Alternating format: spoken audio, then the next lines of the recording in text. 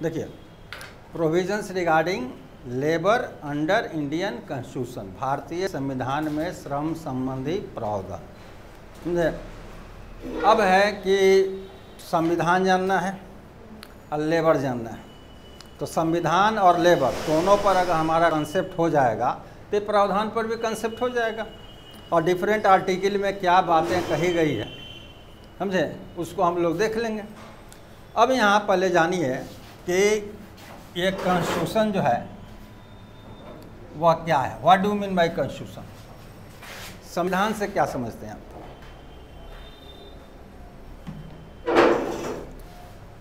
संविधान क्या है? तो वो लंबा चौड़ा कि लिखित ये है, वो है, नियमावली है, तो ये कानून है, तो ये सब कुछ नहीं। सीधे जानिए कि rules to conduct the citizen. संविधान क्या है? तो it is rules to conduct the citizen.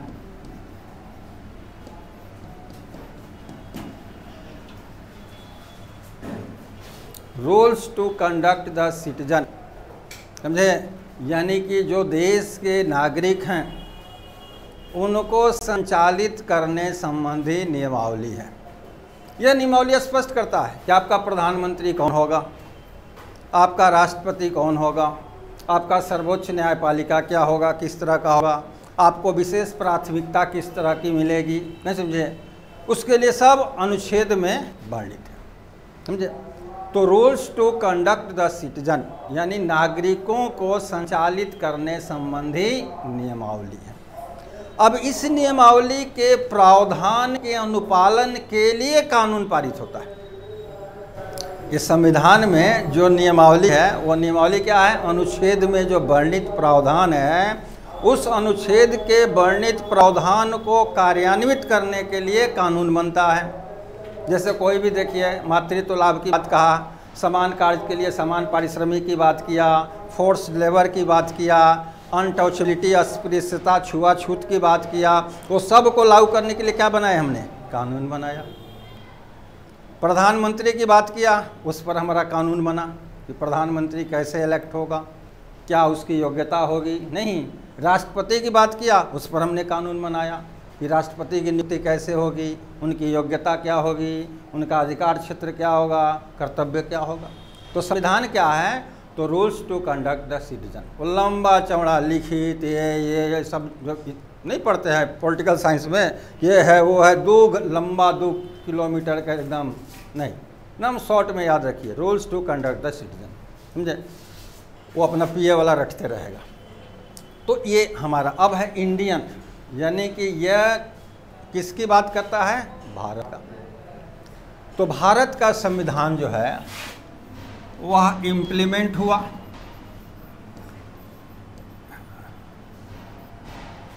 एक पार्शियल हुआ और एक होली हुआ।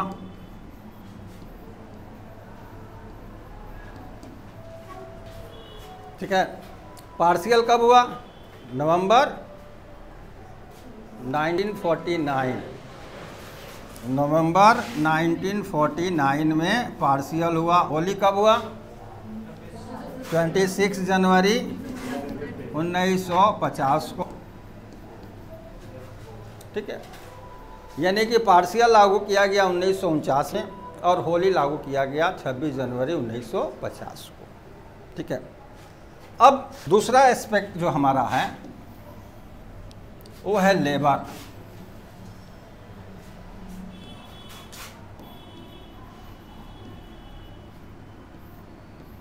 लेबर, समझे। तो लेबर किसको कहेंगे? लेबर नाउन है कि वर्ब है? लेबर नाउन है कि वर्ब है? नाउन है, लेबर वर्ब भी है। लेबर जो है वो वर्ब है। वर्ब में कहता है वर्किंग एफिशिएंसी को कि बीपीएससी के लिए और लेबर कीजिए, बीपीएससी के लिए और लेबर कीजिए, ये क्या होगा? वर्ब होगा, वर्किंग एफिशिएंसी को इंडिकेट कर रहा है। और लेबर, बाजार से एक लेबर लाइए, नहीं, एज ए पर्सन। बाजार से एक लेबर लाइए तो जब भी लाइएगा एगो व्यक्ति को लाइएगा, और बीपीएससी के लिए और लेबर कीजिए, मतलब और अपनी कार्य क्षमता जो है उसको और उसमें इन्वेस्ट कीजिए और उसमें लगाइए, नहीं टू डू बेटर, नहीं तो ये लेबर है। अब उतना जब पढ़िएगा, अब जैसे शुरू करेंगे इंडस्ट्रियल रिलेशन ना, तो वहाँ एक डिटेल बता देंगे कि कैसे किसको लेबर कहिएगा, किसको एम्प्लॉय कहिएगा। लेबर भी एम्प्लॉय है नहीं, लेकिन वह ब्लू कॉलर एम्प्लॉय होता है, वो उस वहाँ डिटेल हम लोग देखेंगे। अब यहाँ देखिए कि कहता है कि लेबर अंडर इंडियन कॉन्स्टिट्यूशन, समझे। जैसे किसी से पूछते हैं ये कौन है, तो मेरे पापा हैं, चलिए कोई बात नहीं चलेगा। किसी से पूछते हैं ये कौन है, अगर गुस्सा है तो मेरे दादाजी के बेटा हैं। नहीं समझे, थोड़ा कन्फ्यूजन में हो गया कि दादाजी के बेटा हैं तो चाचा भी हो सकते हैं, अब पापा भी हो सकते हैं। अब वहीं कह दिया कि मेरे दादाजी का इकलौता बेटा है, तो मोहर मार लीजिए कि पापा होगा उसका, समझे। तो उसी तरह स्थिति हमारा लेबर का है, उसी तरह से लेबर का स्थिति है। ये लेबर, इसको एज ए लेबर कहेंगे, एज ए लेबर, और दूसरा यह labour as a citizen,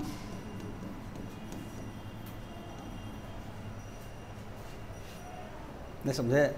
labour as a labour, labour as a citizen.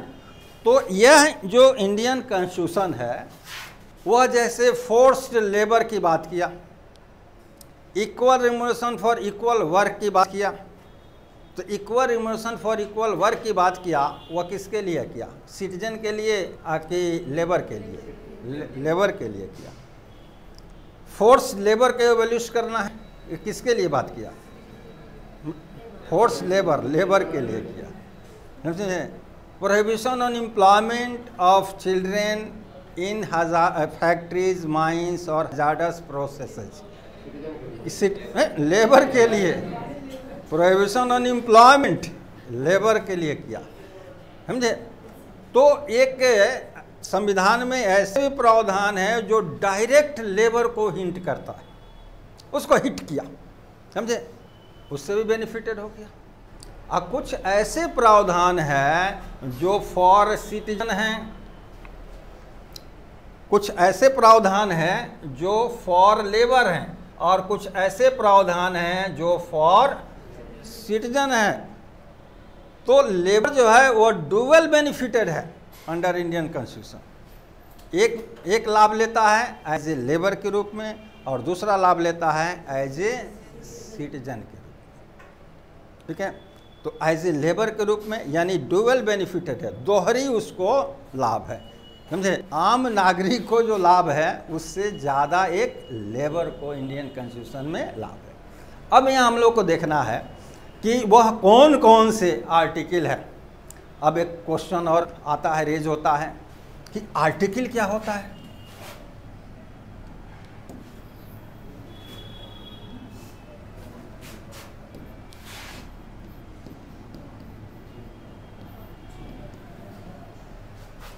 Article किसको कहते हैं, नहीं समझे। आर्टिकल बतना दिन पढ़े होइएगा, जीएस में पूरा रट गइएगा, अनुच्छेद इतना, अनुच्छेद इतना, अनुच्छेद इतना। अब पता चला अनुच्छेद किसे कहते हैं, सब गायब। नहीं, जीएस में पढ़े हैं ना जी, पूरा किताब पढ़ गई होगा, अनुच्छेद 40, अनुच्छेद 14, अनुच्छेद 15, अनुच्छेद 16, 39, 42, इस तरह पढ़ते गए होइएगा, नहीं। लेकिन अनुच्छेद कहते किसको है, इसी में थोड़ा सा परेशानी है ना, आज के बाद नहीं होगा।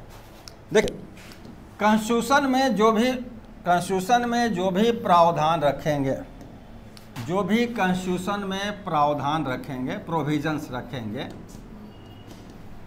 ठीक है, तो प्रोविजंस का नंबर होगा, provisions number 1, provisions number 2, provisions number 3, provisions number 4, provision number 5। यही सीरियल नंबर जो है वो कहलाता है आर्टिकल।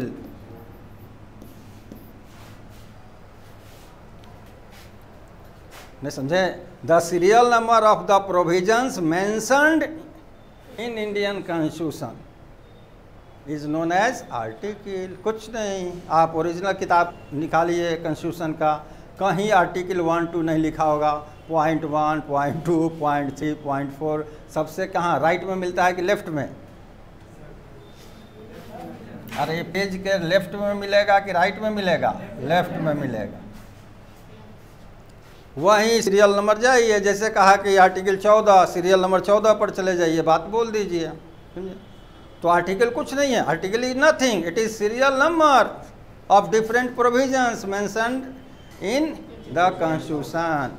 यह संविधान में वर्णित विभिन्न प्रावधानों का क्रम संख्या है। ठीक है, तो ये भी आप जान गए।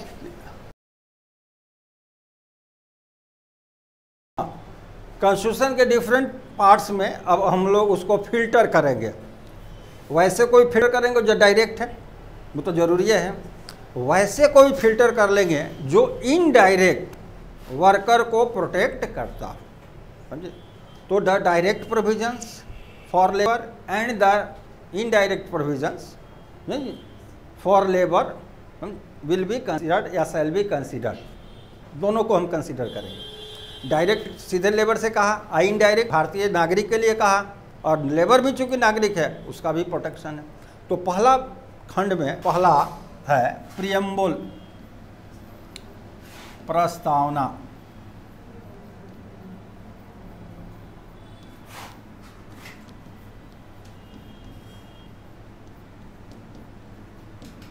संविधान की प्रस्तावना नहीं, प्रियम्बल ऑफ द कॉन्स्टिट्यूशन। अब प्रियम्बल में एक बहुत बड़ी बात कही गई है। वो क्या बात है? तो कहता है कि India will be A welfare state. India will be A welfare state. Bharat एक कल्याणकारी राज्य होगा। तो पॉलिटिकल साइंस के भाषा में राज्य का अलग परिभाषा है, जिसकी अपनी एक निश्चित भूभाग हो, जिसकी जनसंख्या हो, जिनकी संप्रभुता हो, स्वायत्ता हो, ये सब अपना वहाँ पढ़ने जो, यहाँ कुछ नहीं। हमको उधर हिट करना है कि ये कह रहा है वेलफेयर, वेलफेयर स्टेट, समझे? तो स्टेट क्या है? वो पॉलिटिकल साइंस का भाषा अपना कह रहा है। स्टेट यहाँ इंडिकेट करेगा देश को, भारत को इंडिकेट करेगा। लेकिन यहाँ वेलफेयर जो टर्म है, तो ये हमारे लिए काम लायक है। What is welfare? कल्याण है क्या? वेलफेयर कहेंगे किसको?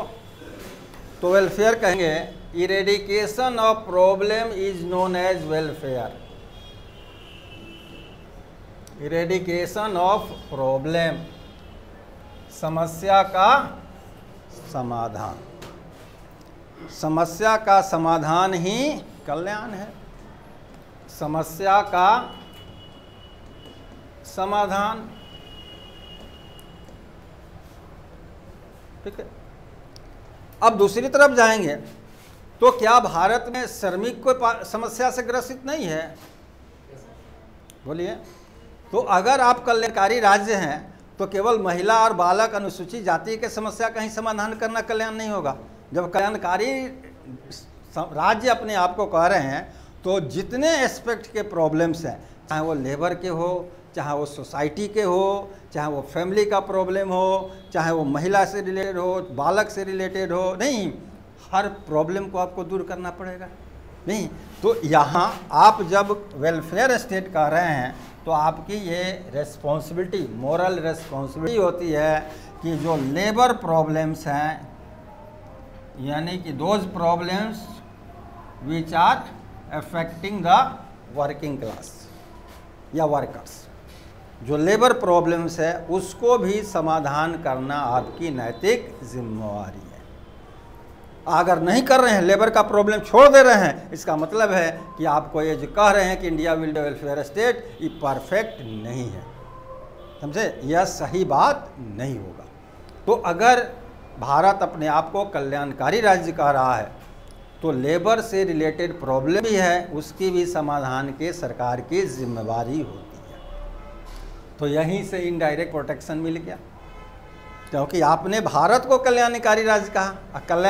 कल्याण तभी करेंगे जब समस्या का समाधान करने का आप कार्य करें।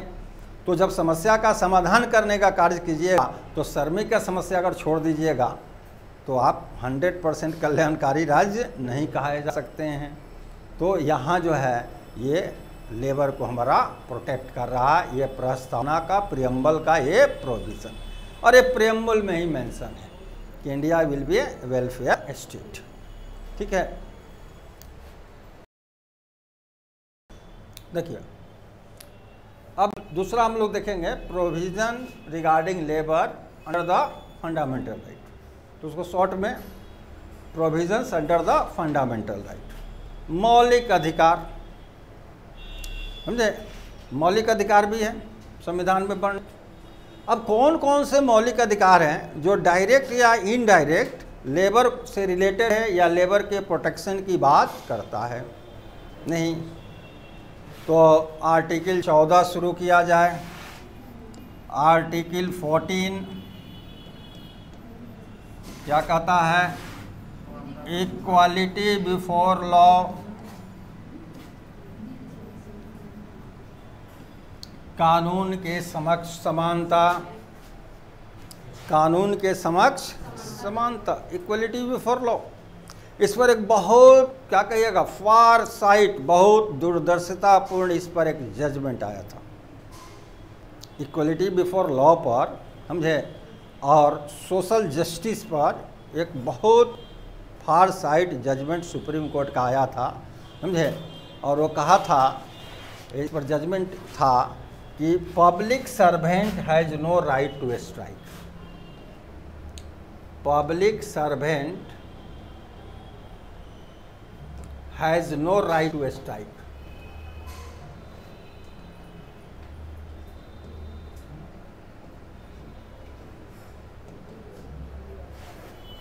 इक्वलिटी बिफोर लॉ पर public servant has no right to strike.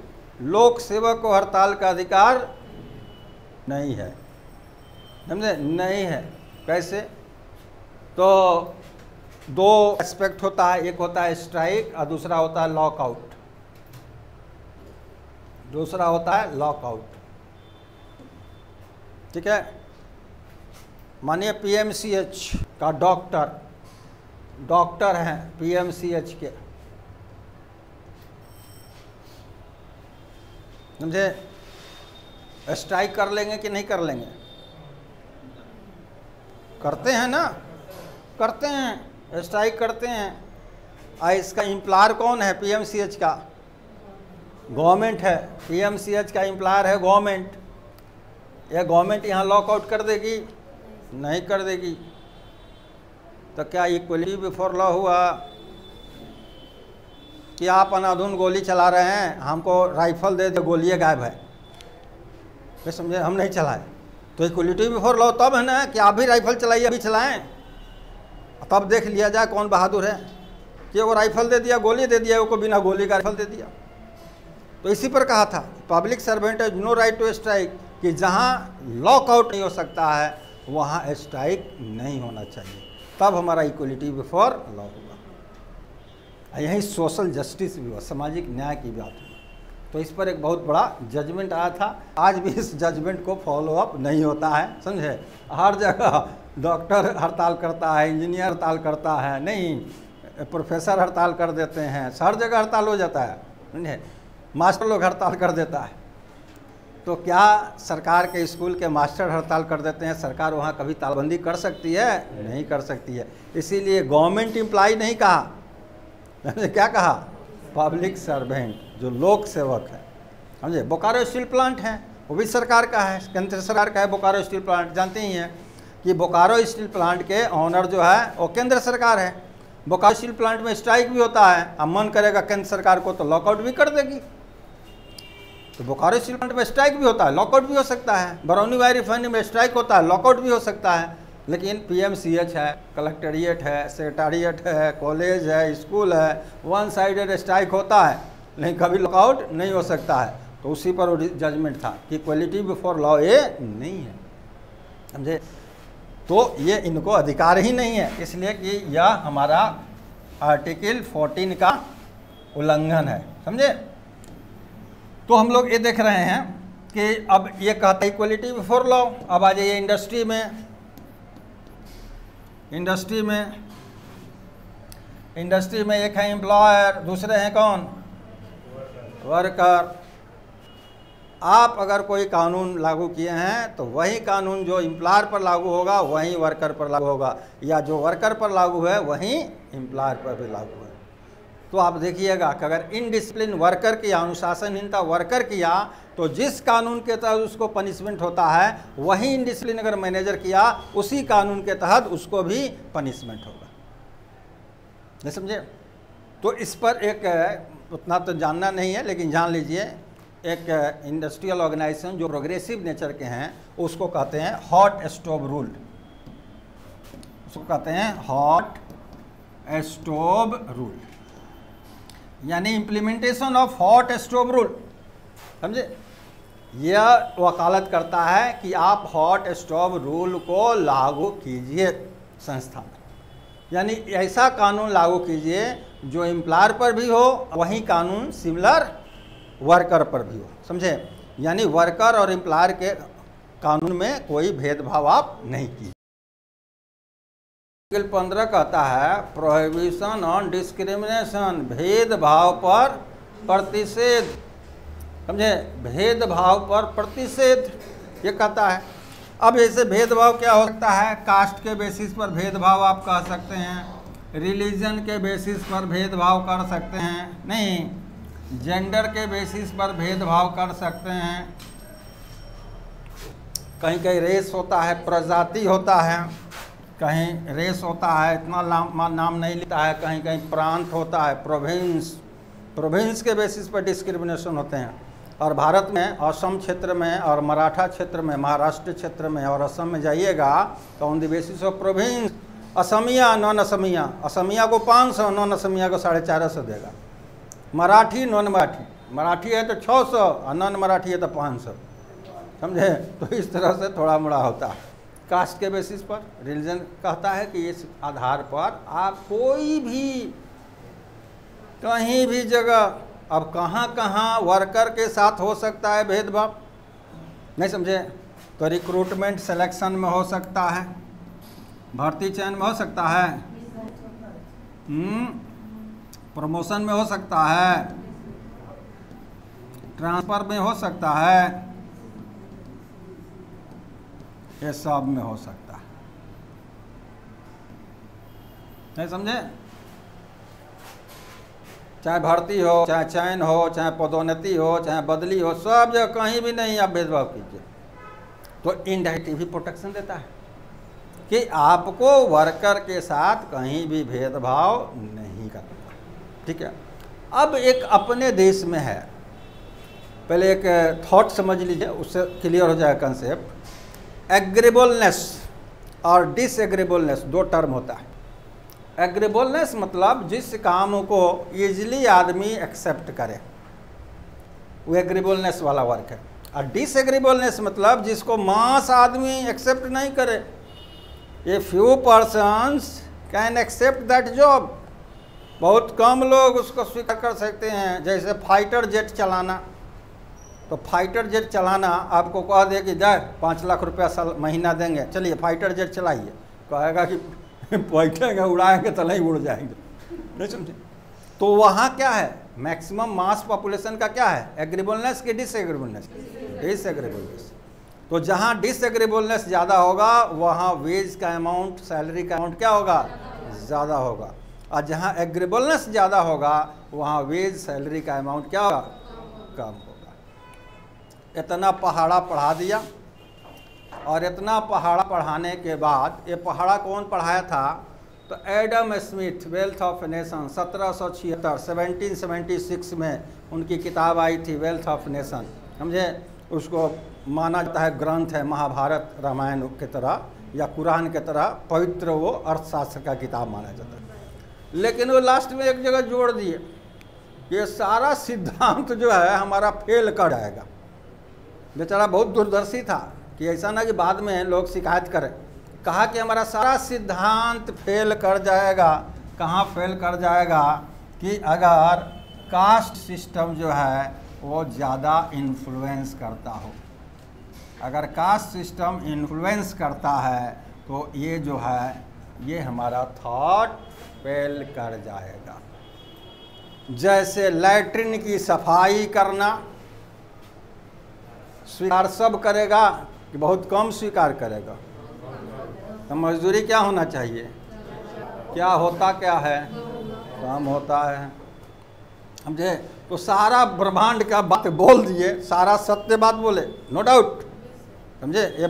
इस थॉट में कोई भी कमी नहीं है। लेकिन लास्ट में वो देख लिए भविष्य को, भारत को जरूर ध्यान में रखे होंगे कि भारत में कास्ट सिस्टम बहुत ही करता है, इन्फ्लुएंस करता है, बड़ा कास्ट सिस्टम बड़ा रिजिड है। समझे। तो इस तरह के वो देखे होंगे और वहाँ वो बोल दिए कि जहाँ इस तरह का कास्ट सिस्टम वगैरह बहुत ज़्यादा इन्फ्लुएंस करता हो सिस्टम को, वहाँ जो है वह ये हमारा थॉट सक्सेसफुल नहीं होगा। तो यहाँ यही चीज़ है कि डिस्क्रिमिनेशन नहीं कीजिए, लेकिन जब आपका कास्ट सिस्टम जहाँ इन्फ्लुएंस करता हो वहाँ तो ऑटोमेटिक डिस्क्रिमिनेशन थोड़ा हो ही जाएगा। लेकिन अदरवाइज आप वर्कर के साथ। अगला है इक्वलिटी ऑफ अपॉर्चुनिटी, अवसर की समानता। आर्टिकल कितना 16, अवसर की समानता यानी समान अवसर देना है। समझे। सबको समान अवसर देना है। अब कोई भी आदमी जैसे फैक्ट्रीज में है या माइंस है या प्लांटेशंस है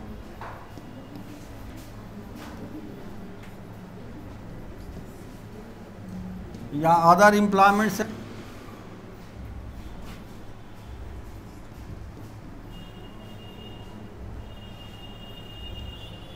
अदर एम्प्लॉयमेंट्स, ये सब को कोई भी आदमी ज्वाइन करता है किस बेसिस पर, on the basis of his efficiency, knowledge, ability.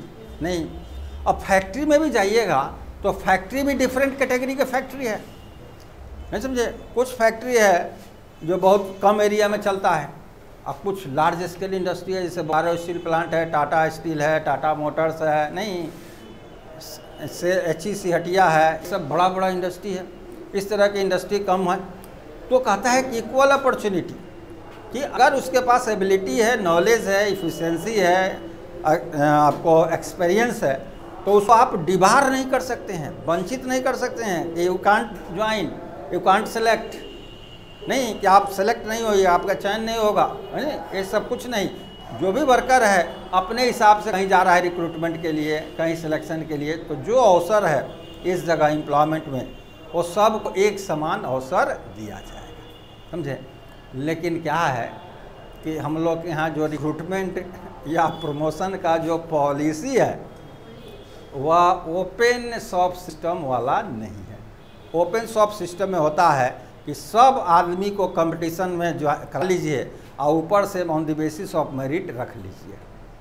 लेकिन चूँकि गवर्नमेंट पॉलिसी हमारे यहाँ है कि उसमें कुछ को क्या देना है, रिजर्वेशन देना है, प्रेफरेंशियल शॉप सिस्टम भी उसमें इंक्लूडेड होता है, इसलिए थोड़ा सा डिस्क्रिमिनेशन मान सकते हैं, नहीं समझे। अपॉर्चुनिटी में भेदभाव मान सकते हैं, लेकिन वो चूँकि गवर्नमेंट का रूल है, अभी कॉन्स्टिट्यूशन किसका है, गवर्नमेंट का है, नहीं इसका एक आपको सुप्रीम कोर्ट इसका क्या है, एक मॉनेटरी बॉडी कहिए, एक हाँ मॉनेटरी बॉडी कहिए या प्रोटेक्टिव बॉडी कहिए, समझे। लेकिन अगर पार्लियामेंट चाह ले तो इसमें तो चेंज करिए सकता है, समझे। पार्लियामेंट तो चेंज करिए सकता है, तो वो भी रूल पार्लियामेंट का है, जो इसके अंदर कहीं कहीं प्रोविज़न है, उसी प्रोविज़न के फॉलोअप के लिए वो भी बनाया गया है। जैसे आपको शेड्यूल कास्ट, शेड्यूल ट्राइब्स, अन्य पिछड़ा वर्ग, other backward class, not caste, other backward class के कुछ स्पेशल प्रेफरेंस ताकि उनका डेवलपमेंट हो सके, उस बेसिस पर हम लोग प्रेफरेंशियल सब सिस्टम को लागू किए हैं और ये रिजर्वेशन प्रोवाइड करते हैं। ठीक है, तो वहाँ भी क्या है कि अगर जिसको हम प्रेफरेंस दे रहे हैं उनके बीच में भी वहाँ भेदभाव नहीं करना है। किसी कैटेगरी को दे रहे हैं तो उस कैटेगरी में भी आपको भेदभाव नहीं करना है, वहाँ भी मेरिट ही देखना है, समझे, या उनकी एक्सपीरियंस देखना है या परफॉर्मेंस देखना है, जो देखना है वहाँ भी भेदभाव नहीं कीजिएगा, समझे। तो कहता है कि किसी भी फैक्ट्रीज, माइंस या कोई भी एम्प्लॉयमेंट है, वहाँ जो वर्कर हैं उनके बीच अवसर, अगर कोई स्पेशल अवसर आ रहा है तो उस स्पेसिफिक अवसर के दौरान है कोई भेदभाव आपको नहीं करना है, उसको भी ओवरलुक करना है। ठीक है, तो यहाँ ये हमारा आर्टिकल 16 अस्पृश्यता का उन्मूलन, एबोलिशन ऑफ अनटचेबिलिटी, अस्पृश्यता का उन्मूलन, अस्पृश्यता का उन्मूलन। ठीक है, इतिहास पढ़िएगा कि ब्राह्मण के साथ शूद्र नहीं बैठ सकते थे, इनके साथ वो नहीं बैठ सकते थे। ब्राह्मण के घर अगर शूद्र चला गया, खाना खिला दिए गलती से, तो थाली को गर्म कीजिए, गंगाजल छिड़किए, क्या क्या वो सब खत्म, समझे। कहता है कि एबोलिशन ऑफ अनटचेबिलिटी, आप ये ऑर्गेनाइजेशन है, इस ऑर्गेनाइजेशन में कोई भी ऑर्गेनाइजेशन है, चाहे वो पब्लिक सेक्टर का हो चाहे वो प्राइवेट सेक्टर का हो, the persons come from different societies, ये आदमी जो है अलग अलग सोसाइटी से आते हैं। हैविंग डिफरेंट कास्ट, इनकी कास्ट भी क्या होती है, अलग अलग होती है। इनकी रिलीजन भी क्या होता है, अलग अलग होता है, नहीं समझे। आप ये सोसाइटी से आ रहे हैं, कास्ट अलग, रिलीजन अलग, ये यहाँ कर दीजिए बराबर 0। Inside the organisation the entire social situation, समझे, शुड बी 0। इसका जो भी इम्पोर्टेंस है सब खत्म कर दीजिए, वो ब्राह्मण है कि शूद्र हैं, कुछ नहीं, बात खत्म। इससे क्या होगा कि एक नया कल्चर यहाँ डेवलप होगा, एक नया सिस्टम डेवलप होगा, एक नया क्लाइमेट डेवलप होगा, समझे। इसी को कहा जाता है organisational culture. Organisational culture, culture माने संस्कृति, संस्थागत संस्कृति, समझे। बहुत पहले की घटना है, 2003 की घटना है, समझे। वो प्रोफेसर साहब हमको बुलाए, उस समय तो जवान थे, थोड़ा सा बाल पक गया, तो प्रोफेसर साहब बुलाए, काम था उनको। हम गए उनके डेरा पर, उनका बेटा आया, कहा कि प्रणाम अंकल। समझिए कि करंट तो बड़ा कस के मार दिया कि हुआ at the age of retirement, वो रिटायरमेंट के एज में थे, समझे। और उनका बेटा भी हो सकता है कि 1 साल 2 साल हमसे बड़े हो। अब प्रणाम अंकल जो कहा ना, तो हम लगा कि वाह ना, लेकिन क्या था, दैट वाज ऑर्गेनाइजेशनल कल्चर। क्योंकि चूँकि हम एज ए प्रोफेसर अपॉइंटेड हैं, वह सीनियर प्रोफेसर हैं, समझे, हम लोग समकक्ष हो गए, भाई हो गए। तो जब भाई हो गए तो हमसे बड़ा बेटा भी हम के अंकल होइए गए, समझे। तो यही होता है ऑर्गेनाइजेशनल कल्चर, जिसमें जाति, धर्म, भाषा, संप्रदाय, लिंग सब 0, सब 0 कीजिए। तब क्या होगा कि तब जो कोऑर्डिनेशन होगा बिटवीन द एम्प्लॉइज़, उनके बीच का जो कड़ी होगा, वो आपके आउटपुट को इन्हांस करेगा। और नहीं तो हम इसे मानिए कि मोबाइल असेंबल कर रहे हैं, मोबाइल का कुछ असेंबल किए, अगला शूद्र है या इधर शूद्र है, वो बना कर दे रहा है, अरे वाह, अब सैनिटाइजर हाथ से करना पड़ेगा, समझे। तो उससे क्या होगा, हमारी प्रोडक्टिविटी का मोशन ही कम हो जाएगा, नहीं समझे, मोशन ही कम हो जाएगा। तो कहा कि नहीं, आप वो जो सामाजिक रीति रिवाज, प्रथाएं हैं, परंपराएं हैं, सबको गेट के बाहर रख दीजिए। और इस तरह का ऑर्गेनाइजेशन में कल्चर बनना चाहिए जिससे कि वहाँ जात, धर्म, भाषा, संप्रदाय से वो ऊपर हो। उससे क्या होगा कि हर एम्प्लॉय एक दूसरे के भाई होंगे, समझे, हर एम्प्लॉय एक दूसरे के बॉस होंगे। और ये प्राइवेट सेक्टर ही नहीं, पब्लिक सेक्टर में भी लागू है, समझे। वह कुर्सी जो होगा वो इम्पोर्टेंस है। आपकी जाति, आपकी धर्म, आपका नॉलेज, उस कुछ नहीं, नथिंग, समझे, वो कुछ नहीं है। आपका सब खम, आपका वो जो चेयर है, आपका जो लेवल ऑफ पोस्ट है, उसकी महत्ता होगी, समझे, और उस हिसाब से सबका व्यवहार होता है। अगर ऐसा कर दिया जाए तो यहाँ ऑर्गेनाइजेशनल बिहेवियर क्या होगा, बैलेंस हो जाएगा। ऑर्गेनाइजेशनल बिहेवियर बैलेंस हो जाएगा। तो ये कहता है कि भैया आप जब इनसाइड द ऑर्गेनाइजेशन जाइए, whether that is private sector और पब्लिक सेक्टर, चाहे वो सरकारी क्षेत्र हो, सार्वजनिक क्षेत्र हो या निजी क्षेत्र हो, अगर इनसाइड द ऑर्गेनाइजेशन जाइएगा वहाँ कोई सोशल रूल्स जो है वहाँ फॉलो नहीं होगा, वहाँ ऑर्गेनाइजेशनल रूल फॉलो होगा और वहाँ इनडिफरेंट कल्चर होगा, समझे। वहाँ का ऑर्गेनाइजेशन कल्चर अलग होगा आपके सोशल कल्चर से, आपके सोशल रूल से वो अलग होगा। अगर ऐसा होगा तो सब इक्वल हो गए, सब। ये वर्कर के साथ भी होगा। वर्कर मानिए कि जैसे एक बार हम पैरवी किए, अब सुन लीजिए, बड़ा इंटरेस्टिंग है। मेट लाइफ, जो कि आजकल PNB मेट लाइफ हो गया, उस समय हमारा एक विद्यार्थी था, उसके हाथ में बहाली आ गई, तो मैंने अप्रोच किया। तो अप्रोच किए कि 2-4 को बहाल कर दो। कहा कि बहाल कर देंगे सर, हम परमानेंट। हम कहे हाँ परमानेंट कर देंगे। प्यून कैटेगरी में हम पढ़ा लिखा नहीं है, सब 8वां 9वां 10वां पढ़ा है, प्यून में कर दो। तो पहला क्वेश्चन किया कि सर कौन जाति का है। हम कहे कि ब्राह्मण है। तो कहा कि ना प्यून में नहीं रखेंगे, हमारा ऑर्गेनाइजेशनल कल्चर गायब हो जाएगा। कहा है तो यहाँ तो शेड्यूल कास्ट मैनेजर बन के आएगा। आए प्यून है ब्राह्मण, उससे पानी मांगेगा और पानी देने में हिचकिचाएगा, इधर उधर भागेगा, नहीं समझे। तो हमारा सिस्टम है ना कोलैप्स हो जाएगा। ये आज से 20 साल बाद रहता ना सर तो हम कर लेते, इसलिए कि उस समय एक कास्ट वगैरह का जो धर्म जाति जो है ना बहुत डाइल्यूट हो जाएगा। अभी भी रिजिडिटी है। बिहार, झारखंड, ये सब कुछ एरिया है नॉर्थ इंडिया के, जहां अभी भी जाति का धर्म का रिजिडिटी है। तो ऐसी स्थिति में हम लोगों का उधर से ही ये डायरेक्शन है कि आप जो है थोड़ा सा इसको अवॉइड कीजिएगा। जहां कास्ट सिस्टम थोड़ा ज़्यादा इन्फ्लुएंस्ड है उसको थोड़ा अवॉइड करके चलिएगा, ताकि ऑर्गेनाइजेशनल कल्चर आपका डिस्टर्ब नहीं हो, समझे। तो ये हमारा संविधान में ही कहता है कि आप जो है वो ऑर्गेनाइजेशनल कल्चर इनडिफरेंट होगा आपके सोशल कल्चर से, समझे। और इसको भी आपको फॉलो अप करना होगा। और ये जैसे कीजिएगा वो अनटचेबिलिटी क्या होगा, अपने आप एबॉलिश हो जाएगा, समझे। इसके लिए कोई आपको अलग से एफर्ट लगाने की ज़रूरत नहीं है, समझे। और ये अनटचेबिलिटी को एबॉलिश करने का बहुत बड़ा फैक्टर है। हाँ क्या लिखे, 6 इनडिफरेंट। अभी टाइप शुरू नहीं ना किए हैं, अच्छा रहने दिए। चलिए, आर्टिकल 19 6 फ्रीडम्स, 6 स्वतंत्रता है।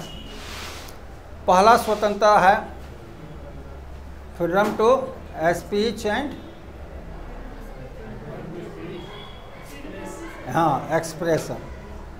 एक्सप्रेशन, ठीक है। तो पहला इसमें है freedom to speech and expression.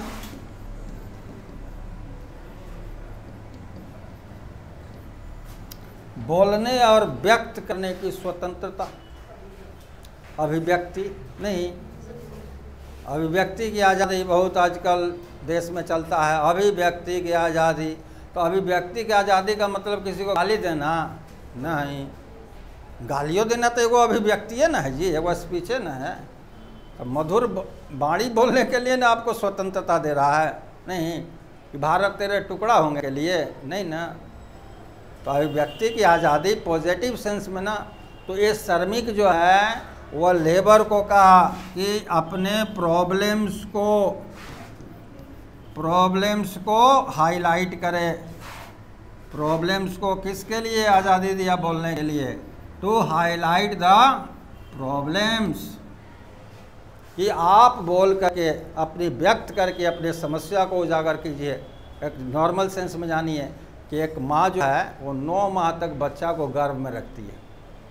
बच्चा जन्म लेता है, कष्ट सहती है, बच्चा 1 साल का 2 साल का हो जाता है, समझे। उसके बाद देखिएगा कि बच्चा चोट लगे, जब क्या करेगा तब माँ अट्रैक्ट होगी, और नहीं तो माँ वो निश्चिंत रहती है कि बच्चा जो है वो चलना बोलना सीख लिया। लेकिन जैसे गिरता है रोता है तो माँ का ध्यान क्या होता है, आकृष्ट हो जाता है। तो जब माँ इतना कष्ट करके अब बच्चा पैदा की, अब बच्चा जब तक रोया नहीं तब तक माँ का ध्यान अट्रैक्ट नहीं हुआ, तो ये कौन एम्प्लॉयर का बच्चा है, लेबर नहीं समझे, ये कौन बच्चा है। इस पर भी तो, इसके समस्या पर एम्प्लॉयर ध्यान नहीं देगा। ये कब ध्यान देगा, जब व्यक्त करेगा कि हमारी मांगे पूरी हो। नहीं तो जैसे व्यक्त करेगा, ये मतलब इनडायरेक्ट जो है वो प्रोसेसन की भी अधिकार दे रहा है। आप अपने डिमांड को ले जाके प्लेस कीजिए, समझे। ये भी श्रमिक को एक तरह का अधिकार दिया कि आप अपने समस्या को उजागर करो। अगर उजागर नहीं करिए तो समस्या का समाधान कैसे होगा, समझे। तो आपको हाईलाइट कीजिए, समझे, हाईलाइट बोल के कीजिए। फर्स्ट प्राइमा फेसियम आप बोल के कीजिए, बोल के नहीं आता है तो रिटर्न में आइए, नहीं समझे। और नहीं आता है तब उसके बाद अगला स्टेप जो होगा। लेकिन फर्स्ट टाइम जो है आपको उसको एक्सप्लेन करना पड़ेगा ना कि I am suffering from such type of problem, तब तो ये भी देखिएगा कि वर्कर को एक इनडायरेक्ट क्या कर रहा है, अधिकार। दूसरा फ्रीडम है to assemble peacefully and without arms, शांतिपूर्ण एवं बिना अस्त्र के एकत्रित होना, समझे।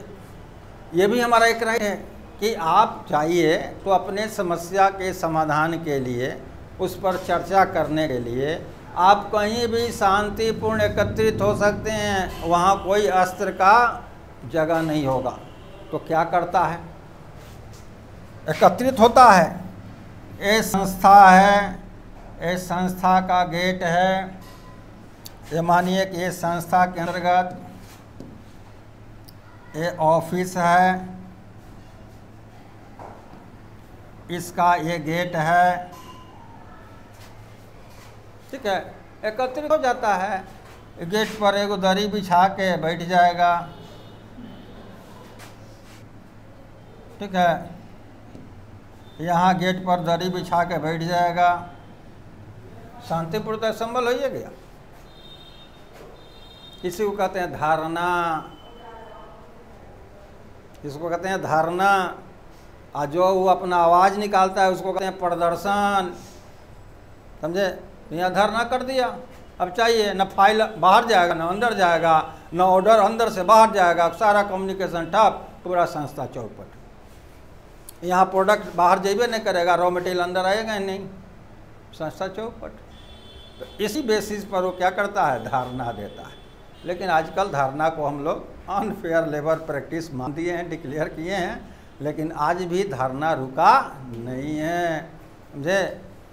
धारणा रुका नहीं है। पटना में साल भर में कम से कम 50 को धारणा होता ही है, भले डंडा मार के भगा दिया जाता है, लेकिन वो अपना होता ही, समझे।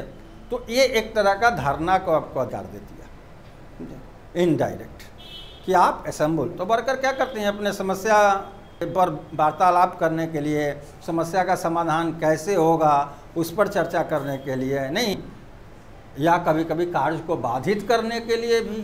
तो कार्य को बाधित थोड़ा निगेटिव सेंस हो गया, लेकिन समस्या की चर्चा के लिए अगर असेंबल हो रहा है, नहीं, समस्या के समाधान के उपाय के बारे में बात करने के लिए निकल रहा है, तो वो अच्छा है। तो यह भी श्रमिक पर हमको लागू देखिएगा, ठीक है। तो यहाँ चलिए, अगला फ्रीडम है टू कंस्टिट्यूट एसोसिएशन और यूनियन, संघ या संगठन गठित करना, नहीं, संघ या संगठन गठित करना। तो इस जो स्वतंत्रता है उसके आधार पर वर्कर जो है वह क्या गठित करते सकते हैं, वर्कर जो है अपना ट्रेड यूनियन गठित करते हैं।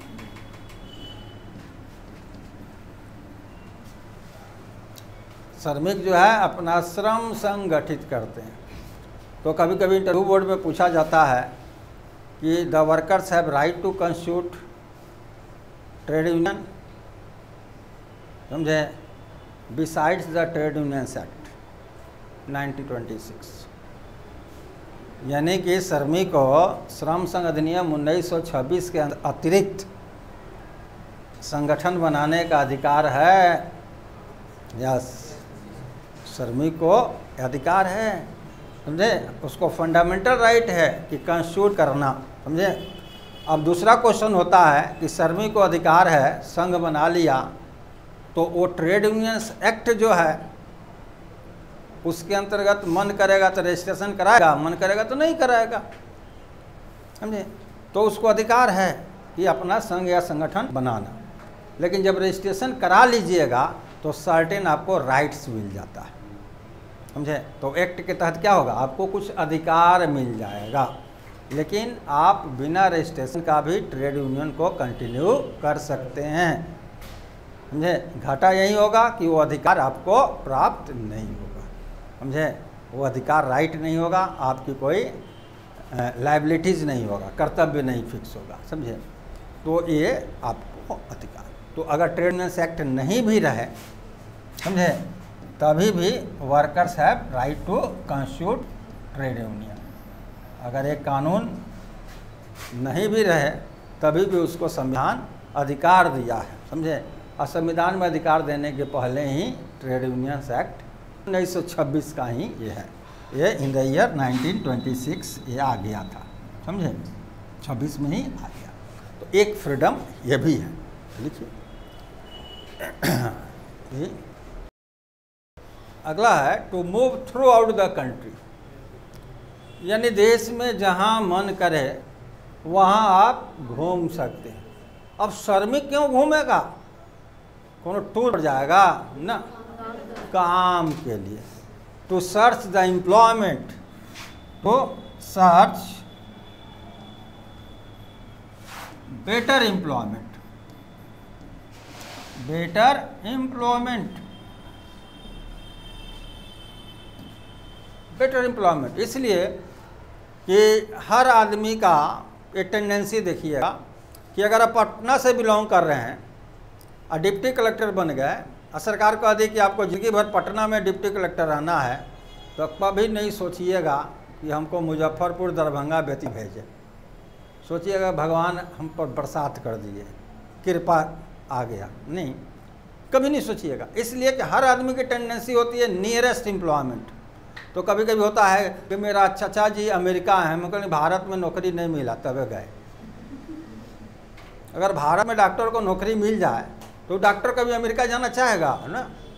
और कुछ होते हैं उसमें अपर लेवल के क्वालिफाइड, तो अपर लेवल के क्वालिफाइड होते हैं तो ज़्यादा अर्न करना चाहते हैं, तो भारत में ही बहुत अपॉर्चुनिटी है, आप प्राइवेट ज्वाइन कीजिए ना, अपनी योग्यता दिखाइए ना, वो 10 लाख 20 लाख महीना देगा, 20 लाख से कम नहीं देगा, समझे, दिखाइए।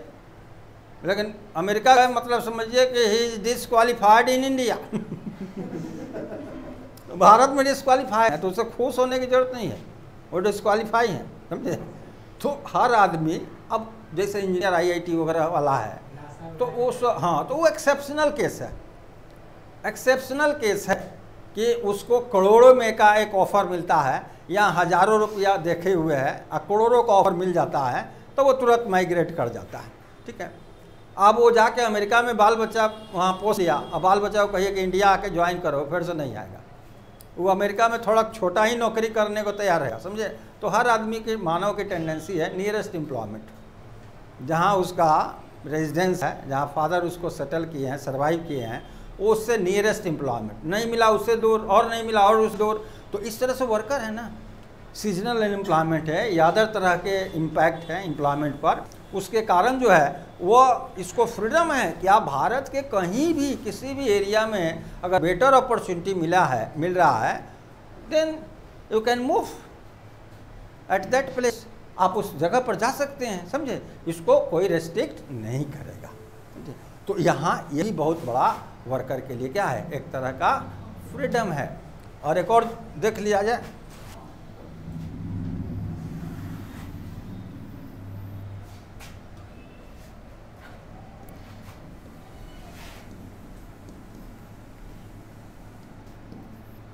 to reside and settle